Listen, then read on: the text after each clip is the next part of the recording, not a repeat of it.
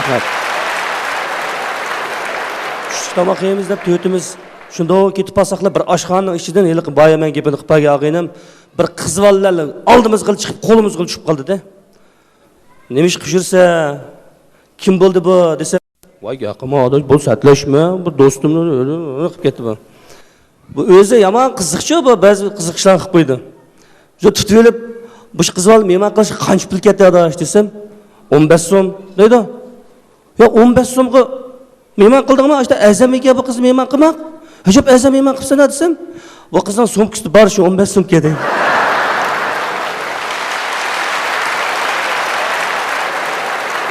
Bir kuni ayoli bilan bozorga chiqibdi-ku bu. Bunda kelyapti ayoli ikkisi shuning bilan bir ko'rishib qo'y buni ular qiziq gapdan birisi chiqadigan bo'ldi deb assalomu alaykum deb kelib ko'rishdim, salomlashdim.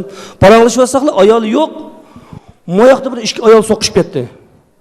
Ya adaş hozir qishonda ayoling turadi. O ikki ayol ayerda so'qishib o'tirdik. Seni ayoling emas-da, ikkisidan birisi desam, "Ay shu mening ayolim birisi" deydi.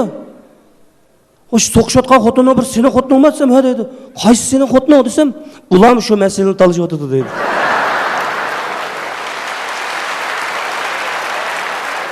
Dadisi tugab ketdi bag'inamning bir kun dadisi tugab ketganda patiga bordik ishdan kirsak, voy atam deb yig'ildi bag'inam yig'lab ketganda, voy sabr qil deb ko'rishvasak, moyoqda bir mo'y sufit odam borki, yosh cho'ng'aroq odamga, "Ey, yig'lama. Nima yig'laysan? Ha? Dadangning to'yi bo'ldi. Dadang 70 yoshga kirdi, to'yi bo'ldi" degan gap. "Nima yig'laysan? Yig'ilsang to'g'ri bo'lamda?" Yig'lamadi, vaqirab ketdi. Bag'inamni besiqdi. Bir kim degan dadisining ishga og'ayinsi kirdi. Kirdi, dadisining og'aylarini ko'rib, yana o'zini bosolmay, voy atam deb yig'ildi. Har qadam yana qopib ketdi. "Ey, yig'lama deyapman men sana. Dadangning to'yi bo'ldi, uqdingmi? Dada deb yig'ilsang ro'yi ko'rinmamdi.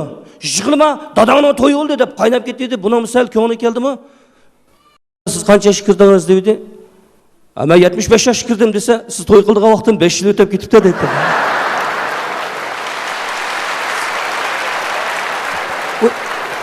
Assalomu alaykum. Menga shunda kulib o'ylab o'tasiz. Rahmat. Numarimizda Qashqa xalq naqshchisi, Qashqa teatrchilik ishlari uchun o'chmas to'y bilan qo'shgan Abdukim Ro'zi apandining o'g'li Abdug'ani Abdukimga beramiz. Marhamat. Abdulla Abdurimning naqshchiligiga bir cho'ngapimiz kiribdi-ku. Qizini elib, navrisini elib, belat elib kiribdi-da. Bir ko'rayamdi, uzun yillabdi, kechilik ko'migin deb kirib Abdulla Abdurim naqshchiligi hozir boshlandi deyish bilan tangmish so'ng qo'lda o'tirgan bir bola yig'ini boshlabdi-da. Yig'labdi bu ayolimda diqqat qilib qopti, yig'labdi. E'lonchi chiqib, yana bir naqshini e'lon qilsam yig'layotganmish.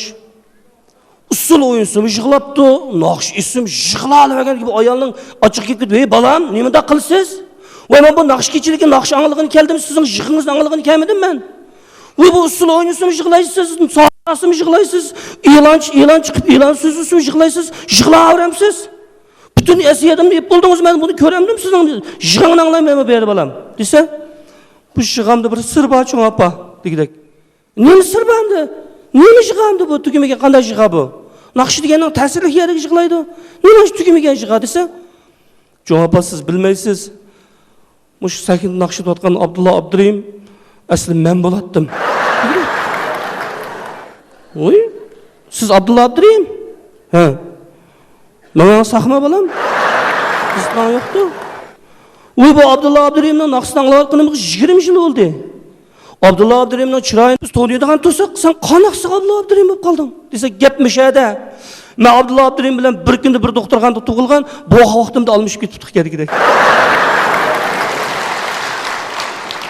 Navbatdagi numarimizda hurmatli naqshchimiz Abdulla Abdurimga beramiz.